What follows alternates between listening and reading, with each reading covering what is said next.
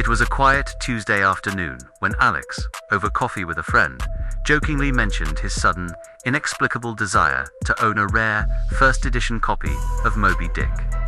He hadn't searched for it, hadn't typed it anywhere. It was just a fleeting, spoken thought.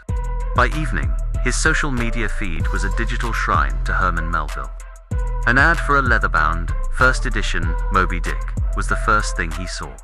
A coincidence, he thought, but a seed of unease was planted. His suspicion began to curdle into a full-blown investigation. The next day, Alex sat alone in his living room, phone placed innocently on the coffee table. "I really need to get into vintage bird cages," he said, aloud to the empty room. Specifically, Victorian era, rattan ones. He felt ridiculous, but the unease from the day before gnawed at him.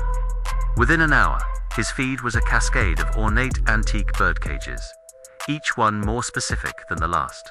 The digital world was listening, and it was no longer a coincidence. Paranoia became his new companion. Alex started treating his phone like an informant, a spy in his own home. He would whisper obscure keywords when he walked past it. "Artisanal, gluten-free dog treats," he'd murmur, almost inaudibly. The ads that followed were terrifyingly precise, reflecting his whispered, private musings. He felt a chilling sense of violation, as if the walls of his own mind were being breached by algorithms he couldn't see or understand. The phone, once a tool for connection, now felt like a shackle.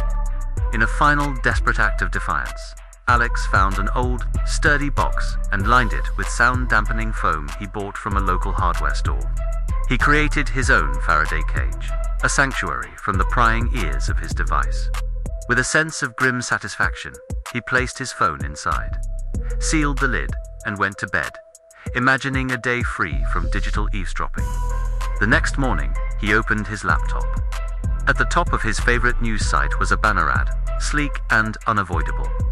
It read, "Tired of noise? Get our premium, lab-tested, soundproof boxes."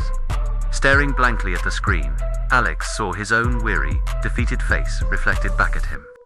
He had tried to escape the net, only to be caught in a new, more sophisticated part of it.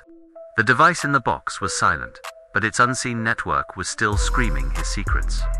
It became clear that in this new world, the only thing more valuable than your data was the illusion that you still had control over it. And Alex was finally beginning to understand that he had been an open book all along.